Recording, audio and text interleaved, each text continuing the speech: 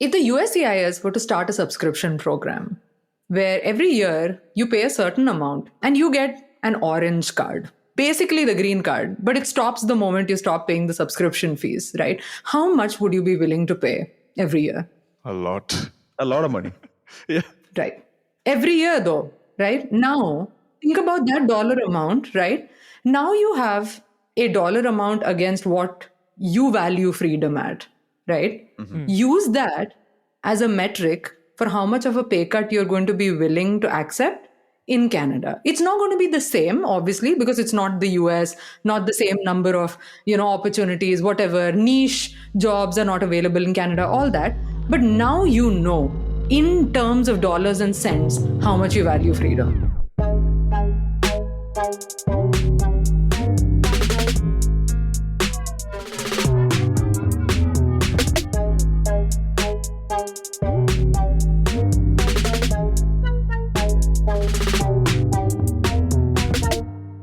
Hey guys, welcome back to another episode of Area 51. Hey Rahul, what's up? How's it going? It's good. Feels good to kick off our What to Do If You're Not Successful in Your H1B Lottery series of podcast episodes. And we're on to the first one. I think one of the first things you need to do is go get some maple syrup. This not so subtle nudge towards what we're talking about. But we're excited to have our guest, Sindhu, on the podcast today.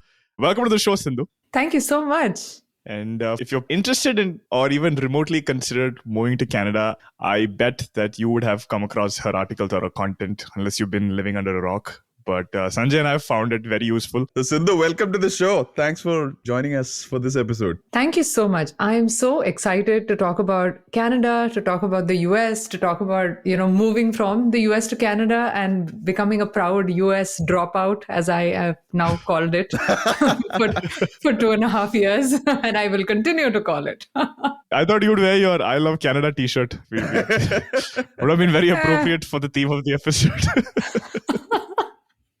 I don't actually own one, but I think I write enough to say that. One of the things with Sindhu is she's one of those people who has a really good, solid grasp on how bad things are on the US side and understands the Canadian immigration system as well. So, I think for a lot of folks who are listening in, mostly who are stuck in the US system, I think, Sindhu, you provide a really good, a lot more well thought out. Yep. More nuanced kind of take on both, right? Yeah. But actually, Sanjay, my first question for Sindhu is, I know Sindhu is a QA team lead for a medical device company. She has a Substack with a lot of followers and she regularly puts out content. Yeah. Every LinkedIn post or anything remotely related to US or Canadian immigration, you will find Sindhu's comment and her insights. She recently came on a Freakonomics, why is the immigration system kind of messed up episode. So my first question is, when do you find time to sleep, Sindhu? What's your secret? I will tell you, sleep is one area I refuse to compromise in. Solid 7 to 9 hours every single day, no compromises. But the compromises I have made is that I'm okay with letting go of other interests. I'm okay with having not like a pin clean house. All of that stuff I'm okay with. And that's kind of how I've made time for this stuff. I really do have to say, at the end of a workday, I'm still enthusiastic about doing immigration stuff. That's the part that's weird. That is not normal. Sanjay and I don't have clean houses as well, but yeah.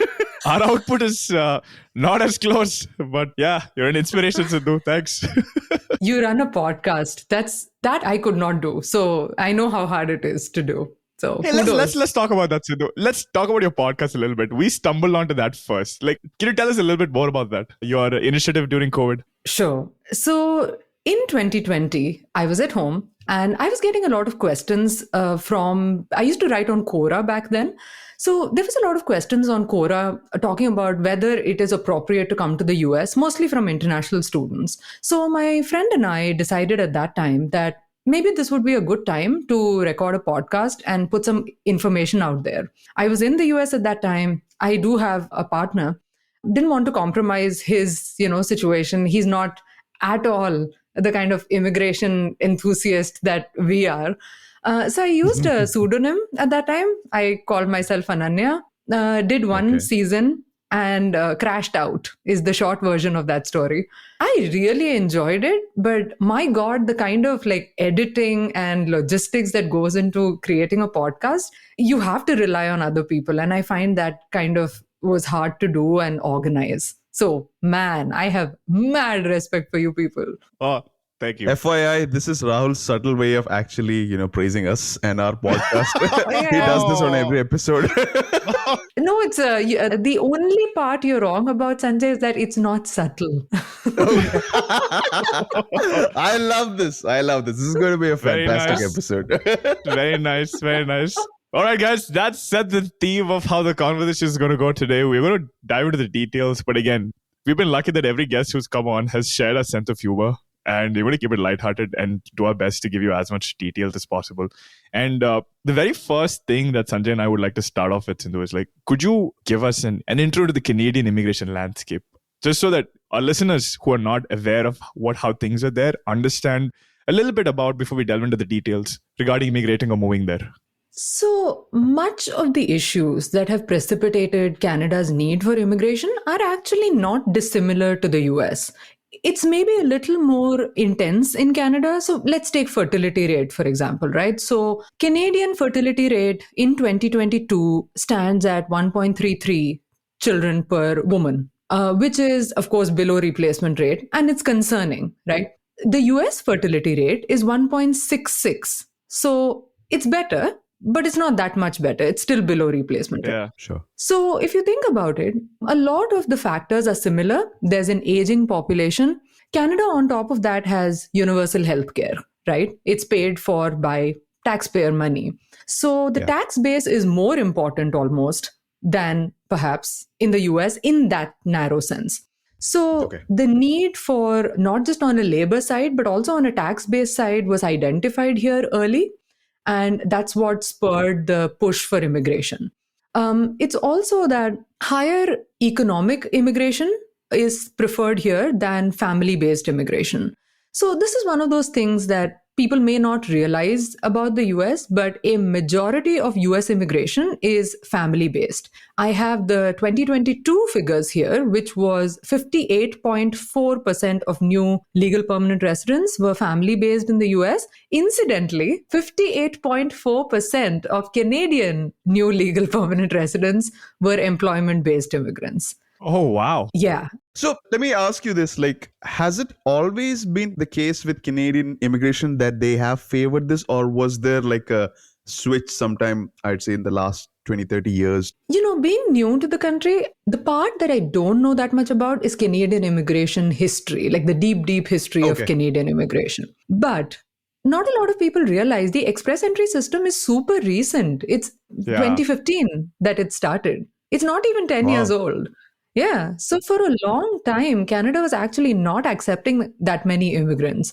And then perhaps the problem compounded, and then there was this openness to immigration. And that's when this high-skilled immigration acceptance kicked in, and express entry really spurred that on. Really, what at that time was a well-thought-out, engaged system, which made that possible.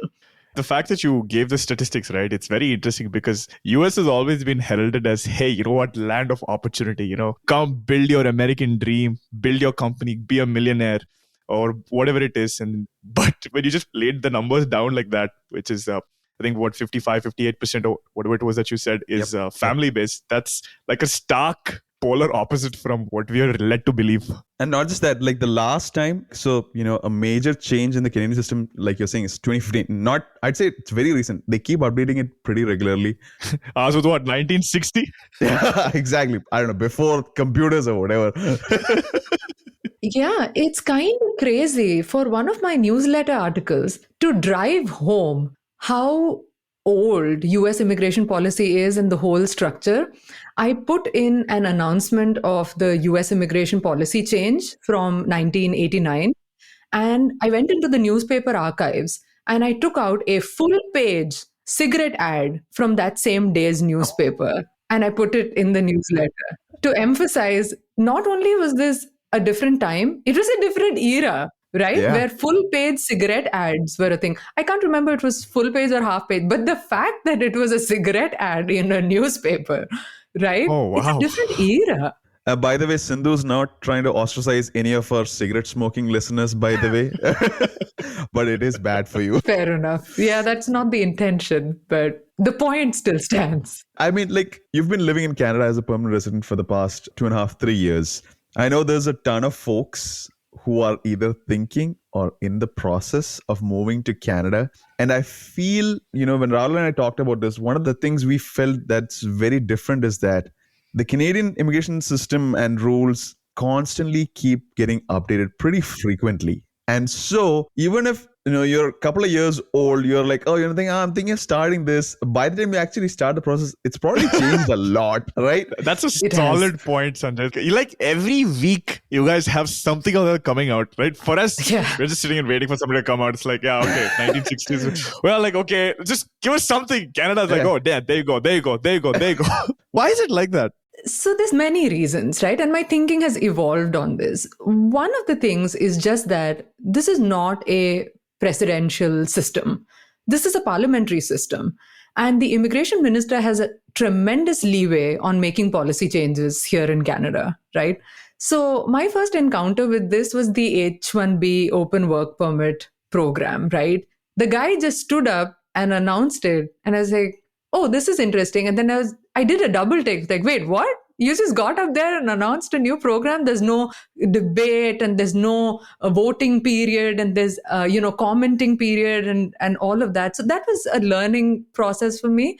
Canadian immigration is not as static for one other reason, in that it's very young. Right, the system is very young. There's a lot of growing pains, I think, which they're trying to kind of work through. So I would say for those two reasons, the systemic framework itself, which gives the immigration minister a lot of power. So he doesn't need to get anything passed through anything. He can just go get up and talk to his team, decide and say, hey, this is what is going to come out. Within his mandate, he does have a lot of broad overview to shape policy. There are certain elements that I'm sure have to go through the legislature, but those I think are closer to legal changes. But the law itself is broad enough that he's able to make a lot of changes without having to run it through the legislature.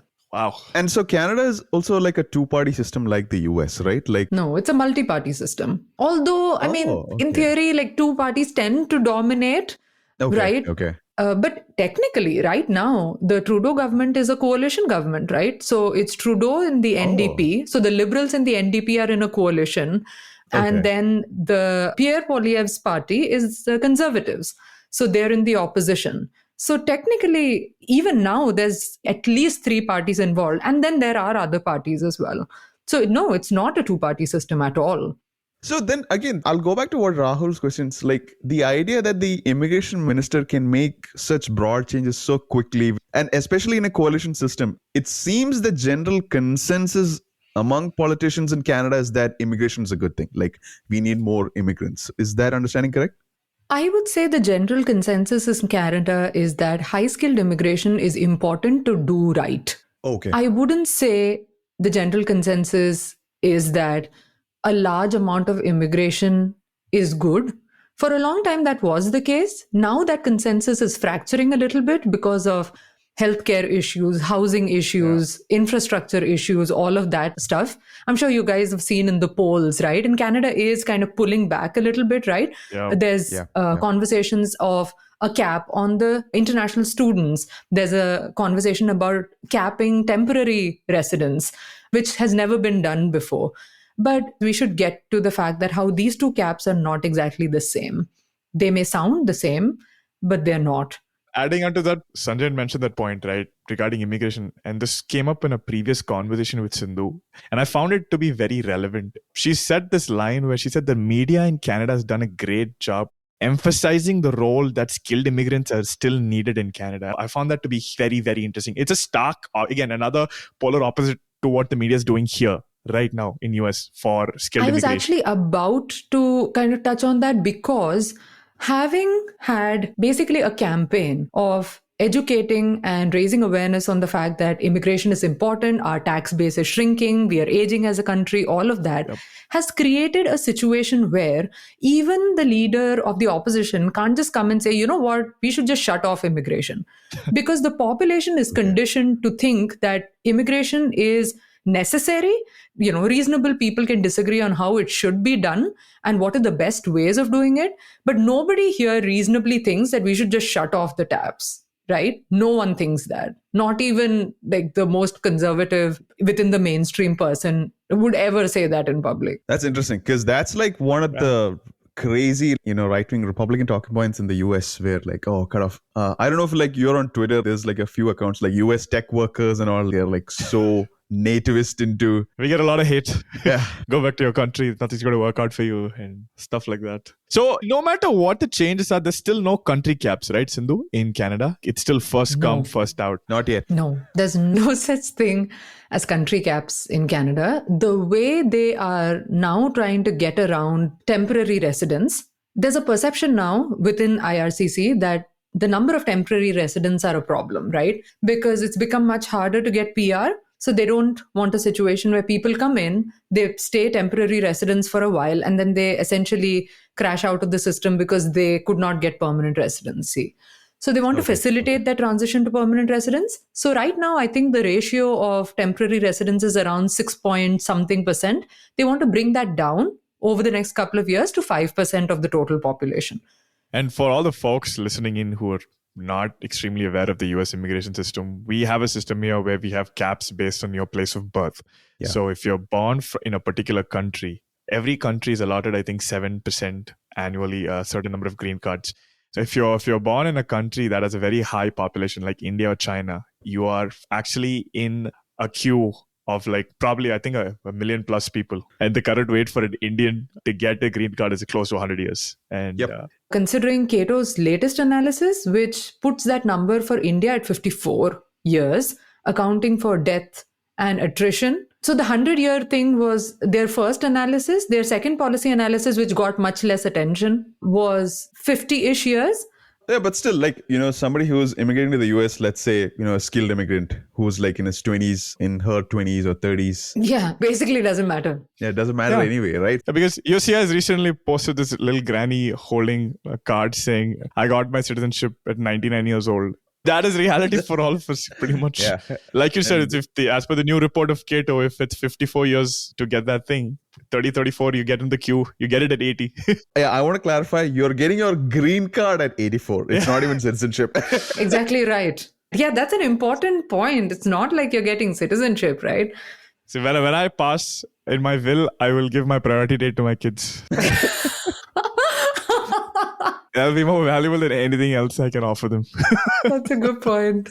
Moving back to Canada, and since you mentioned this part, we've been seeing a lot of, I don't know if this is just Twitter hate or just articles or just hatred towards immigrants. Is Canada not welcoming towards immigrants anymore? Are they like tired of seeing a lot of brown faces walking alongside them? So the interesting thing about the Lager poll, which is the one that I've seen most commonly cited, is that it says that over half of Canadians believe that the federal government's plan is going to admit too many immigrants into the country, right?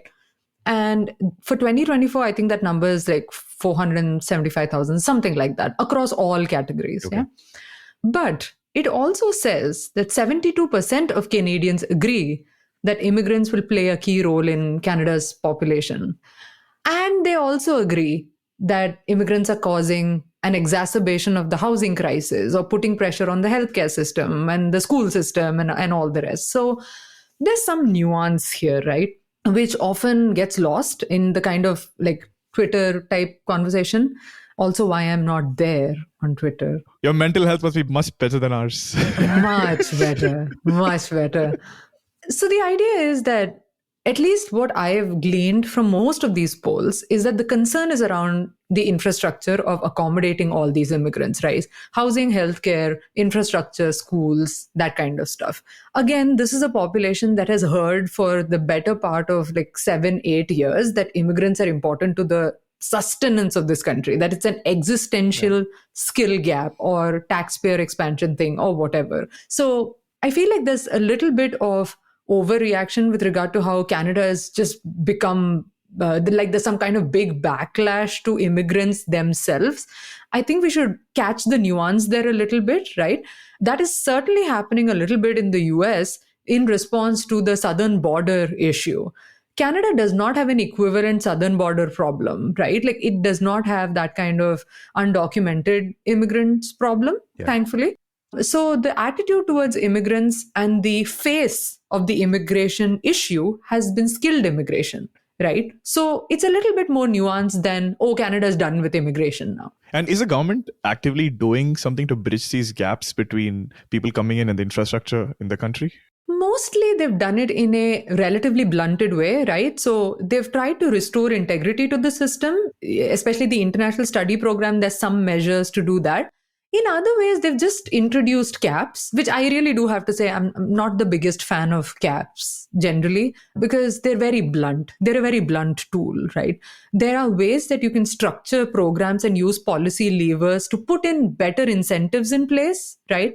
For example, Canada could do postgraduate work permit reform. Postgraduate work permits in Canada are the equivalent of EADs in the US. So, for example, let's say Canada has a shortage of A, B, and C occupations. You could give longer postgraduate work permits for A, B, and C occupations, right? That's better than just capping all students, right? Right. So, reasonable people, again, can disagree. That's a very good point. And like I wanted to highlight to our listeners on this, I think there are a couple of changes that the US Department of Labor in the US is coming out with regarding something known as the Schedule A list of occupations, where it's right now out for comments. I think it's the closing period is in the next week or something, where they are looking for public comments on occupations that they feel would be in demand. And the idea with that is that for most folks who go through the employment-based immigration system to, get a green card application in, you have to go through the DOL to do like something known as a prevailing wage labor market test and then, a perm determination.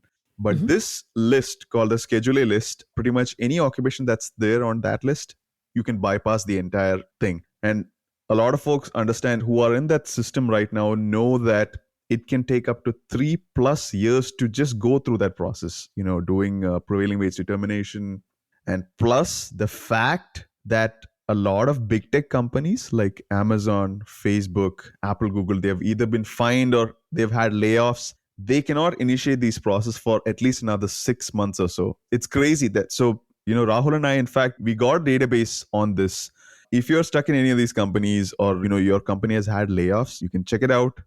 It's free, where you can search companies that have done perms and green card applications in the past few months and, maybe change jobs or, have a look at that. And we'll add it in our show notes as well for sure, so that you can check it out. Yeah, guys, if you're in your third or fourth, I wouldn't even say go to your fourth. If you're in your third year of H-1B, it's probably high time you jump on that process, because taking into account delays, or if it goes from an analyst review to an audit, or taking into account all those things, to avoid any interruptions in your life here, professionally and personally, highly recommend you get started on it right away, and hope this resource helps you. Yeah, and sorry, Sindhu, we plugged our stuff in between. But I totally understand. It's really helpful too. Going back to what you said, Sindhu, regarding the caps and the postgraduate work permit for students, I feel like this is probably the second or third time you brought up students and student-related policies in Canada. Is that something that's lacking in the Canadian immigration grant scheme of things or planning? Student immigration something that you feel is a place where they can probably become better? There's no doubt. This is not my opinion. The immigration minister has himself come out and said that the international study program has integrity issues, serious integrity issues that deserve scrutiny, that deserve attention from both the provincial level and the federal level. Unlike the US, immigration is not a fully federally run system in Canada. The provinces have a lot of say in immigration here in Canada. So, for example, the institutions that can accept international students are called designated learning institutions, DLIs. That list is maintained and administered essentially at the provincial level. And that list, that whole system has not worked properly in a long time. International students have been used essentially as cash cows in many of the smaller institutions, not universities. Universities are fine, but career colleges, right? Places that offer 18-month programs, that kind of thing. they've basically become immigration programs masquerading as academic degrees. So the idea is you come here, attend this blah 18-month course, you'll get a postgraduate work permit, and you'll be on your way to PR, right? So that whole dog and pony show has been going on for a while. And the frustration on that has been building on the student side through immigration professionals who, end up having to deal with these cases, even through the community, because a lot of them, the students that come to these programs are not well off, and they end up having to need support from the community themselves. They end up not getting good jobs because they were not well educated in the first place. These degrees didn't serve them well. So for many reasons, a crackdown was required. Whether this was the exact way people should have gone about it is a different story. There are serious issues with the rollout, but the fact that something needed to be done, nobody disagrees with. Nobody. I've seen some horror stories on Reddit where they put out people come into these universities not knowing, or these career colleges, and it's like this tiny shed. Yeah, there are career colleges that used to run classes in movie theaters and strip malls. And I mean, it was the Wild West out there for a while. Also, it was true. I thought they were just It was true. making up. Okay. No, it was true. Wow. And when we spoke to you, you told us a very, very interesting fact is that if you're a student applying for a student visa, you don't have to give an interview to get a student visa, right? For Canada? No, so Canada does central processing of student visas. So there's no interview process for student visas. I should add that, we all have this tendency that whatever system we look at first, we are conditioned to think that that's normal, right? So, for example, I remember when I first came across H1B, first they told me that, it's a lottery. And I was like, wait a second, a lottery? And then you kind of rationalize it to yourself that, well, that makes sense, right? I mean, how is the government supposed to know that is a social scientist more important than a psychologist, or is that more important than some business major or a scientist or whatever? But it doesn't quite occur to you to question why the lottery is necessary in the first place. Like, are the number of visas not adequate? Should we have more visas? That kind of thing. When you exit the system, that's when you sometimes have to ask yourself, okay, the US has interviews for student visas. Is that the norm? I don't know. Frankly, I don't know. Does Australia do that? Does UK do that? Do European countries do that? I don't know. Very interesting point, actually. That's the Stockholm syndrome equivalent for immigration, I guess, right? Because you're conditioned to, set in this particular way for at least the US. It just seems like, oh, wow, there's actually a different way to do it. Yeah, when I heard this, I was like, what? It's like when you're applying for an F1 visa, you go in, put all your belongings into this thing, you just stand there waiting, not that you don't get that pink slip or whatever color that is for reject. You're like, praying to all the gods. Yeah, no, I'll come back. As soon as my course is done, I'll come back. I have so many things here tying me back. And I want to actually play devil's advocate for not having an interview. So when you do have an interview, I'm not sure the interview does all that much. So if there is integrity in the US system, and certainly there's more integrity in the international study program in the US, that's not because of the interviews. It's because of everything else that's happening in the background. Yeah, 100%. It's another lottery system they've kind of implemented there. Right. It's that universities are better regulated. There's a lot of pressure on the fact that you can't just do any job after you graduate, right? You have to work in the thing that you got your degree in. That's not the case in Canada. You can work in anything. Yeah. Oh, wow. Right. There's a lot of those layers that are keeping that integrity in place. Another important thing, taking support here doesn't disqualify you from permanent residence as far as I am aware. In the US, you would rather starve than do that because that could ruin your prospects for being a public charge. In many ways, Canada is more humane. No. I want to clarify there. So I feel there's a lot of a cultural baggage around that, because the United States, for whatever it's worth, the idea of having any sort of connection with the federal government involving in your life, in your personal life, through using welfare is very frowned upon at an individual level, like ever since the US has been formed. And so using welfare or public charges or, that's antithetical to any idea in the US generally. So And that's probably come down to this idea of, it's filtered through in the laws that you see in terms of immigration. Like, if you're a public charge while you're a student visa, you obviously have issues with permanent residency later. That's but true. Canada was a part of the Commonwealth, right? The British monarchy and all that. And I think that plays a part. Like, even back in India, we tend to accept that there are things the government must do, like provide basic needs and necessities. And so there may be something along those lines. But again, that's a longer conversation. Yeah. That's a thought-provoking point. But yeah, that is part of the story. And so you mentioned one thing, and correct me if I'm wrong, Sindhu, like you can actually work off campus while you're on a student visa in Canada. Is my understanding correct? Like there are no restrictions. So during COVID, my understanding is that it was expanded considerably. Now they're rolling it back because again, there's pushback against that, right? Because the argument on the student side is that working helps us pay our bills. It helps us, in this affordability crisis, etc. But then the argument on the other side is if you're here to be a full-time student, you can't realistically carry a full course load and also work full time and do a reasonable job at your coursework. And then if your education doesn't support you well, you're not going to get the benefit of having that international education. So that's the tension in this conversation. It's been reduced to 24 hours a week now. But yes, you can work off campus with almost no restrictions. I mean, in US, you're kind of limited to working on campus for 20 hours. So the fact that off campus for 24 hours, if you're someone with a bachelor's degree or something, I think it's pretty helpful. An internship in a company for a certain number of hours, you build up on your education while you're getting a new degree. Yeah.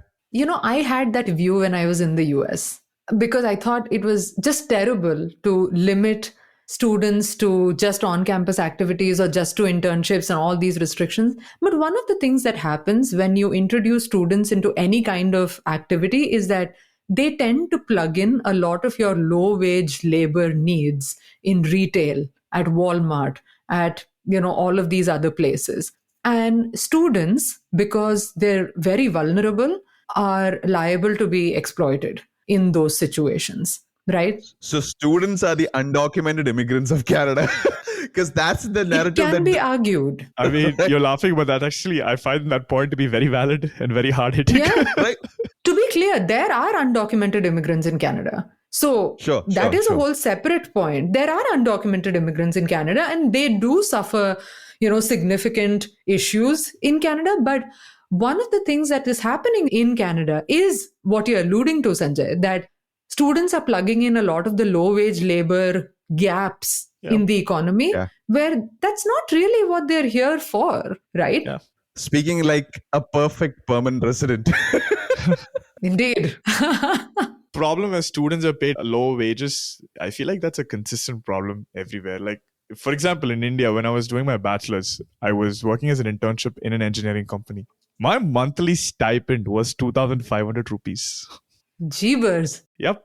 That's nothing. This was a 6-month internship as part of my course and everything, right? So I'm working there 40 hours a week plus, and I'm pulling in 2,500 rupees. And it's not even, I'm doing actual engineering work there.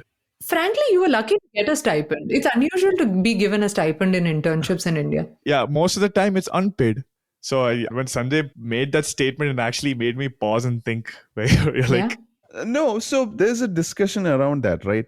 In any economy, forget the status of, who is picking up the low wage or the first jobs. You always need young people coming in, entering the system. That's the labor arbitrage, right? Like you have companies that are creating jobs, but the people who get experience, they don't do the lower wage jobs because they have a higher lifestyle or spending or whatever it is. They go to the upper, more high paying ones. And that's filled by the folks who don't have experience, who need to get their foot in. And I feel that's pretty much the way it is. There's always going to be that gap. So whoever is there in the system, they will try to fill that. There's nothing you can do, but that's not going to change. Yep.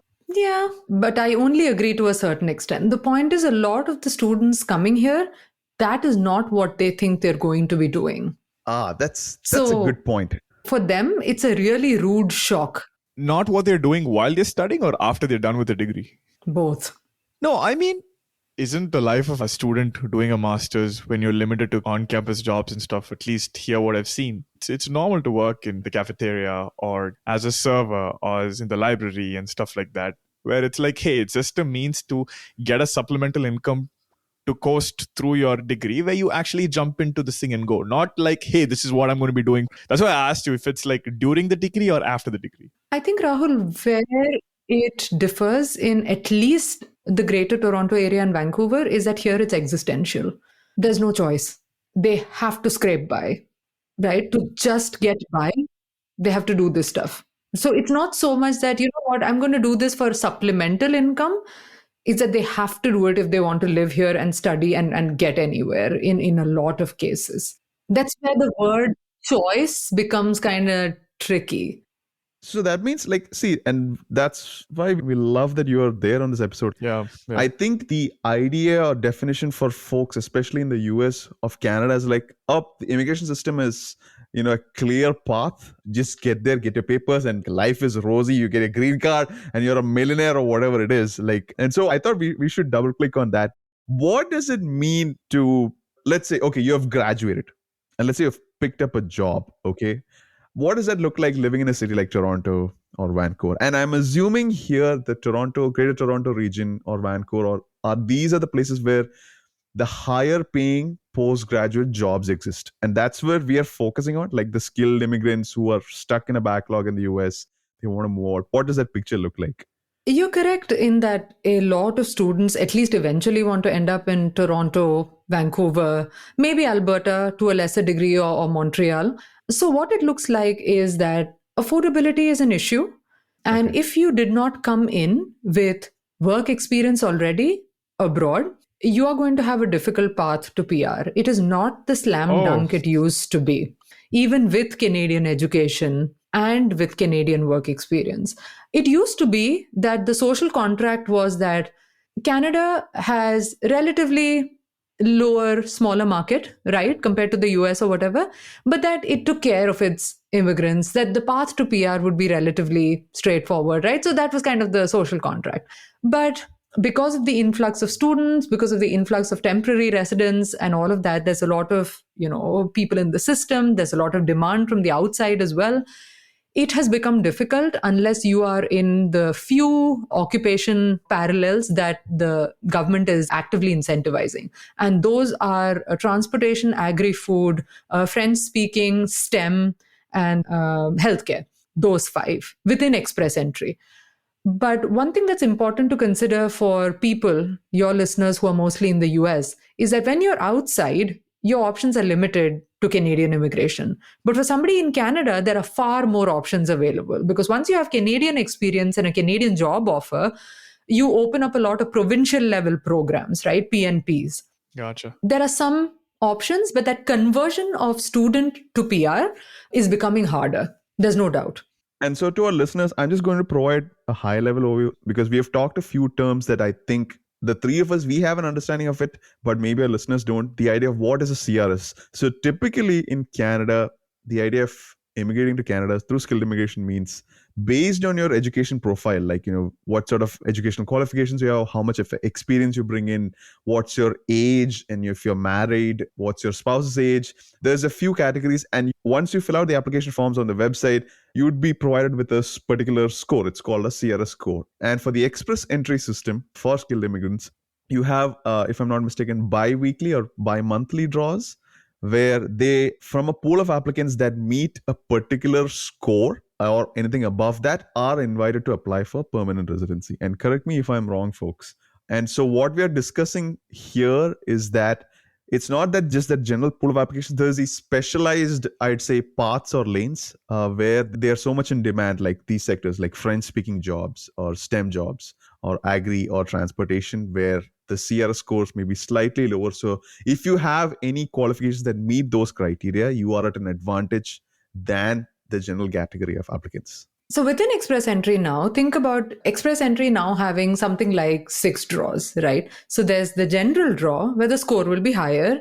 And then there's the STEM draw, the healthcare draw, blah, blah, where the scores would be lower. Chances are better for you if you qualify for those specialized draws as opposed to the general draw. Yep. What's the difference? I've not looked at the score. I know the STEM draws. What does the general draw look like right now? Like a score? So, for example, the STEM draw that happened on April 11th was 491. And the general draw was 529. So it is, So it it's is higher than Yeah, significant. that's significant. So now we understand, like, hey, you need to, yeah, and Sindhu, you haven't done it, so I'm just going to plug you in because we are, Rahul, like ourselves, need to constantly catch up with the changes in the system. If you are interested in immigrating, you should definitely be connecting with Sindhu on LinkedIn. Yep.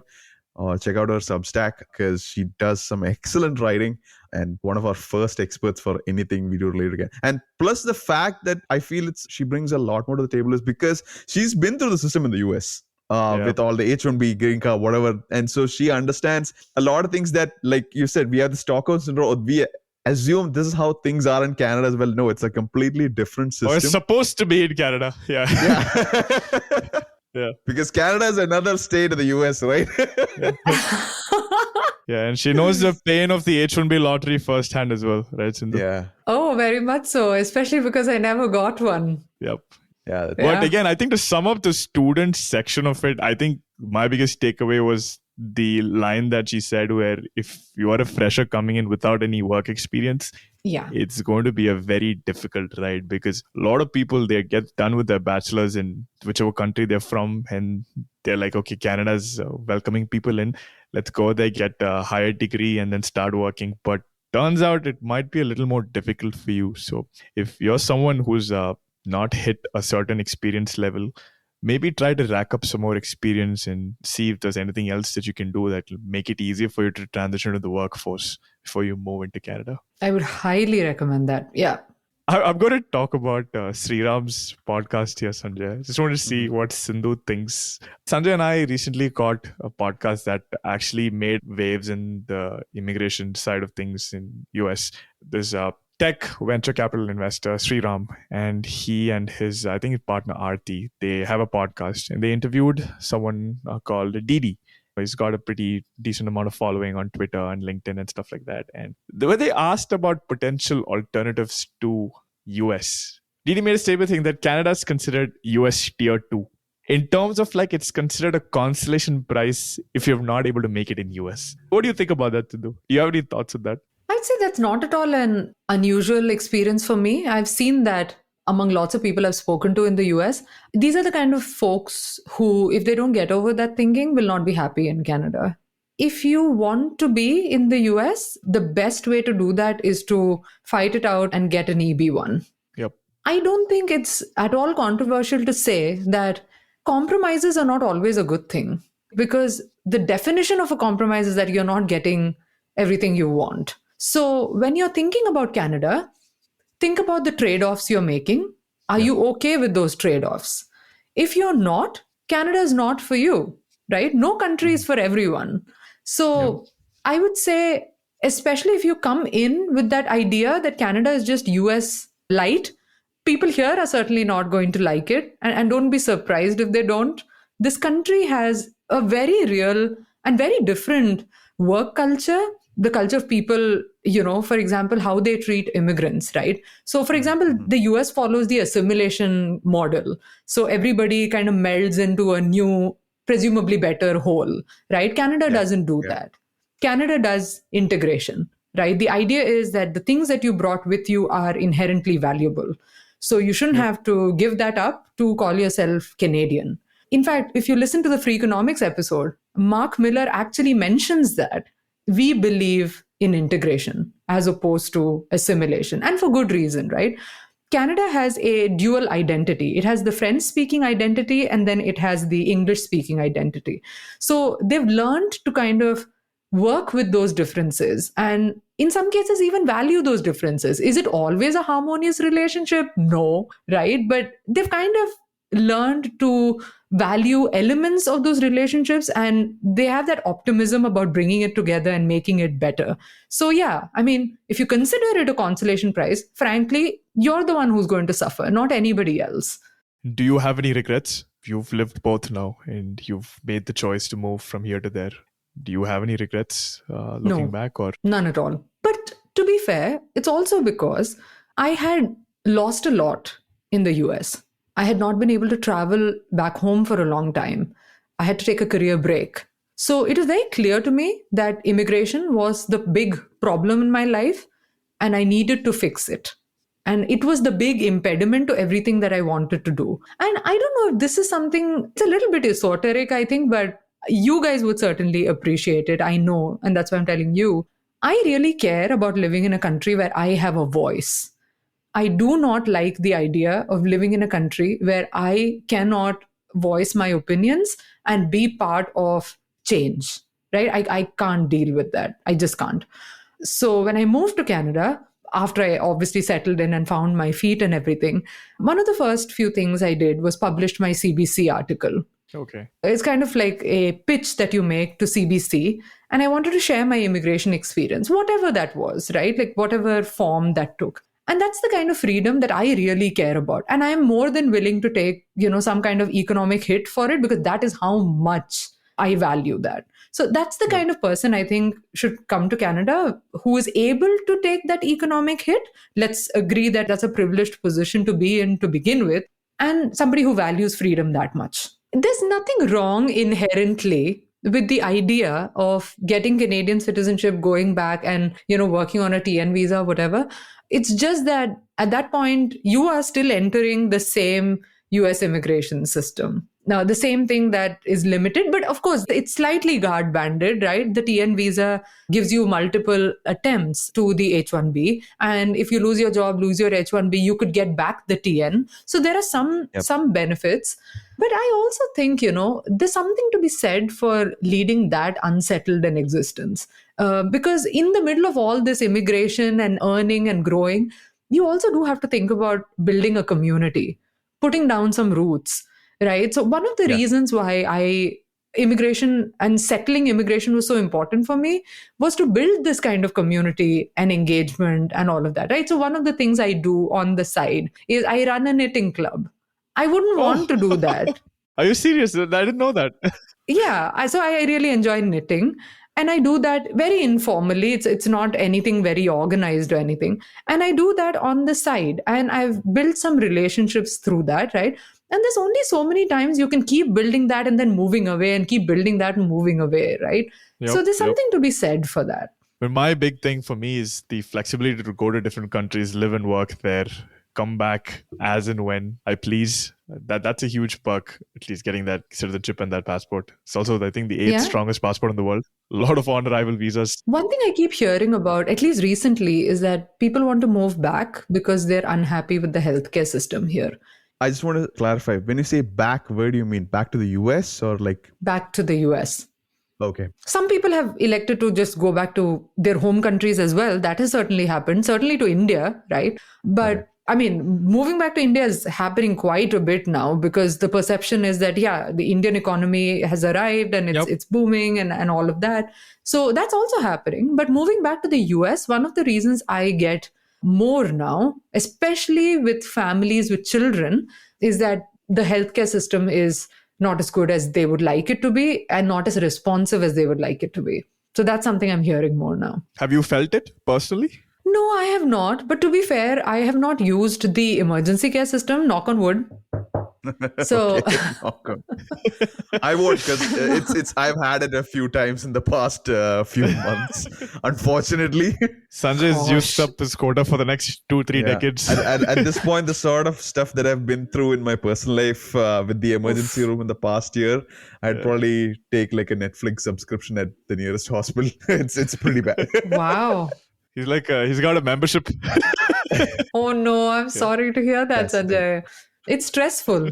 But one of the things I do definitely feel is that when I was in the US, I did use the healthcare system a fair bit for reasons, but I never felt peaceful doing that, because you just never know what you'll be charged, really.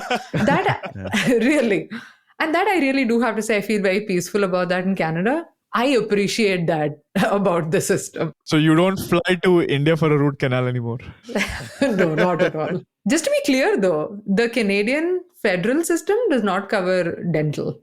Oh, so you need your own dental and assuming vision insurance as well. Okay. Everything is so intricately detailed. It's insane. There's just no blanket statement that applies to anything. I love that. Nope. Those are the nuances like that we have no idea about. Absolutely. You're educating our listeners on. It's great. I think we're at the end of everything we had hoped to cover. I want to end with that one story that Sindhu told us when we had our intro call, when she was entering the country and her experience. And because when I heard it, I could actually sense her relief and happiness and her hope. Do you mind walking us through that story, Sindhu? Yeah. So this is me traveling to India after I had moved to Canada, established permanent residence, all of that stuff, started living and working in Canada. I traveled back to India for the first time in 6 years. This was COVID, the Trump administration, my visa issues, everything rolled into one. And coming back, to this day, I have a slight paranoia around borders. I still do. And my husband and I were walking to the customs and at the airport, and I asked him whether they would ask me where I work. And he looks back at me on the escalator and he has this puzzled look on his face and he's like, no, and then he turned his attention to not falling off the escalator, which was good. Okay. Then we walk through the lines, we do the process for coming in. And I was standing on that queue for permanent residence, right? And I could feel that trepidation in me. I always have that at the border. And the guy that was standing there was this really relaxed looking dude. He was kind of standing with his legs crossed, And he took one look at the PR card and he said, welcome home. And Damn. he said that to my husband as well before me. And we stepped out of the airport and he asked me, did you hear that? And I will never forget that moment for as long as I live. Because I really don't think you can start building true belonging before that belonging comes in the form of that acknowledgement, that legal acknowledgement from where you live. Because you know that you can be here for as long as you want to be. It's that control, that sense of certainty, right? It just meant everything to me. I'd hug that guy if they wouldn't have arrested me. It just meant so much. That would be so counterproductive, right? All those years of trauma, and just gives him a hug, him goes to jail, gets deported back. I think a lot of our listeners would really connect with what you said on that. Because again, that's the final thing. It's like you've broken the last wall and it's the final sigh of relief. Oh my God, you don't need to waste their entire folder of documents, all these different stages of visas, passports, none of that stuff. Oh my God, I'm so glad you said that because when I was packing for that trip to India, so my carry-on bag for the first time was actually available to put meaningful stuff in, right? Because otherwise it was just my document folio and one or two other things, and that was my carry-on, right? Yeah. So I was telling my husband that it's funny, the various shapes and forms that freedom takes. Today my freedom has taken the form of a carry-on bag, right? Yeah. I have reclaimed my carry-on bag on an international flight. And for the longest time, I just didn't question the fact that I had to lug my entire life's worth of documents to and fro all the time. See, this is the kind of freedom that I'm talking about. If you're the kind of person that values this thing, 100%. It's folders and folders of literally every document that I've touched since I've come into US. Right. I've sat and stockpiled in a fireproof bag in case my house catches fire. I don't care. I don't want those documents to get burned down. Yeah, exactly. Yeah. And there's multiple copies of that, just in case or, something goes wrong or whatever it is. Yeah. It's crazy. There's one last thing that I want to add, that people coming to Canada, people really going anywhere, but since this conversation is about Canada, really think about what is missing and what you're looking for, and ask yourself whether Canada is the right place to address that why. So, for example, a lot of people that reach out to me have all these things to say about how Canada is not equivalent or an appropriate alternative to the US. Yeah, it's not. It's a much smaller economy. The jobs are proportionately fewer, right? It's not so much that the jobs are lesser. Jobs are lesser for the same reason that the number of gas stations are lesser, right? This is a smaller country. It has 1/10 the population. So you do have to account for that. But what you should consider is that the US is a high risk, high reward situation, like for as long as you have the high salary you do, if you crash out of the system, you're back to your home country. So what you should think about in terms of Canada is as an alternative to your home country, to India, for example, right? So here you may take a salary cut, right? But it will be sustained. You're kind of mitigating that risk a little bit, and you're paying for it in terms of affordability or in terms of your salary. So that's kind of how you want to think about Canada. Because if you want to be in the US, well, you're already in the US, right? Kind of consider that. And a lot of the times, people like the idea of immigration freedom, but the moment they have to consider a pay cut, that thing just kind of diminishes. So there's this thought experiment that I came up with, which I think you guys will appreciate. So think about if the USCIS were to start a subscription program, right, where every year you pay a certain amount, right, and you get an orange card, basically the green card, but it stops the moment you stop paying the subscription fees, right? How much would you be willing to pay every year? A lot. A lot of money. Every year, right? Now, think about that dollar amount, right? Now you have a dollar amount against what you value freedom at. Use that as a metric for how much of a pay cut you're going to be willing to accept in Canada. It's not going to be the same, obviously, because it's not the US, not the same number of, opportunities, whatever, niche jobs are not available in Canada, all that. But now you know, in terms of dollars and cents, how much you value freedom. That's a fantastic way to put it, Sindhu. I love it. Like it's such a very crystal clear understanding of, how things are like. Because that seems to be the simplest way to see it, right? And this is like in a very quantitative. Exactly. The problem is freedom is fuzzy. Yes. But the salary cut is super clear, right? Yes. So we need to make the freedom unfuzzy, right? It seems like you still have a little bit of the US capitalistic thinking of seeing things only from a money perspective, Sindhu. You haven't lost that out. No, actually, it's funny, this actually comes from QA. So in QA, you do risk management. When you do risk management, you often have to assess multiple parameters that are fundamentally difficult to compare against, like the trade-offs are difficult to assess. So you have to figure out how to make those comparable. So this is my work.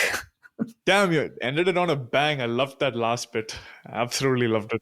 You've definitely given us a lot to think about. Well, Canada has gained a lot, I'd say, with you going there, and US has lost out on somebody. The sort of clear thinking you have on this stuff and your ability to articulate it so well, like it's very rare and it's hard to do. It takes thoughtful, time-consuming effort to, build that. I won't talk about Rahul, but at least for me, when we do this podcast, I just keep talking. Like it's just a natural way. There's not a lot to think on, so it's lovely to see what you do on this. It's fantastic. Way to shit on a podcast, Sanjay.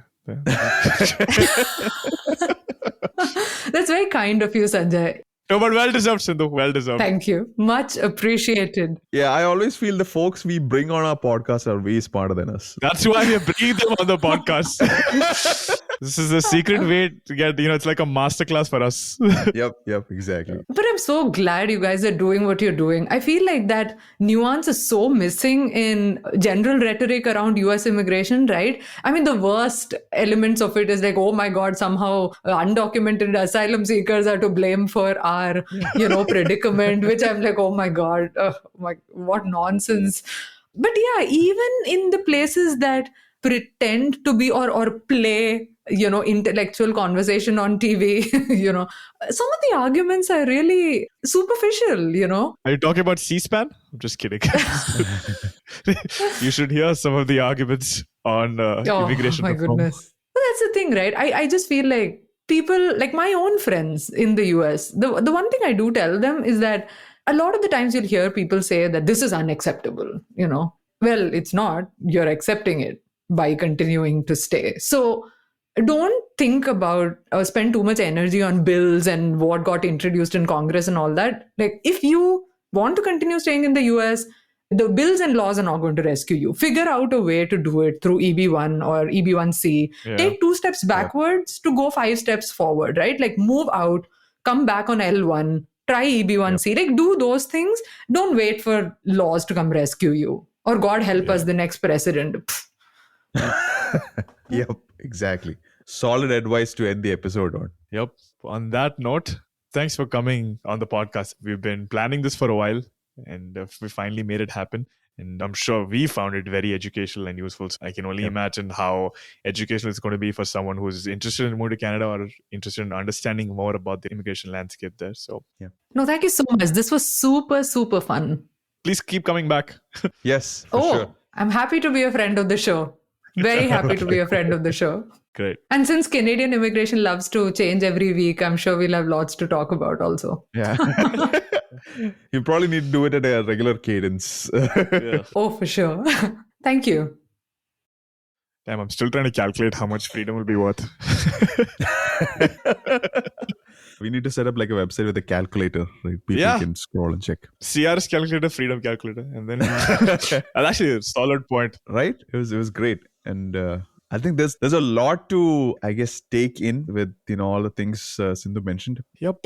And it's so dynamic. It's changing like this. It was very refreshing to hear that perspective because all those details, because these are not things you are exposed to on a regular basis. Like moving to Canada without a few years of experience is a recipe for disaster for students, is what I've understood. I wouldn't know this. Nor would anyone else. Yeah. You've got these immigration consultants in India just selling this dream and just getting people into these so-called career colleges that Sindhu's mentioned, and they're stuck after that, essentially, right? Yeah. I love the episode. I love the conversation. Yeah, it's great. And like, it's the thing, it provides a lot more nuance and like a more ground level understanding of how it's not just, let's just think about Canada. Like, it's not that simple. Exactly. There's things you need to consider and it keeps changing so frequently. And another point that I want to take away is Canada is your alternative to India, not to US. Yep. Sometimes we kind of under the impression that Canada exists to solve all the immigration problems that US has, right?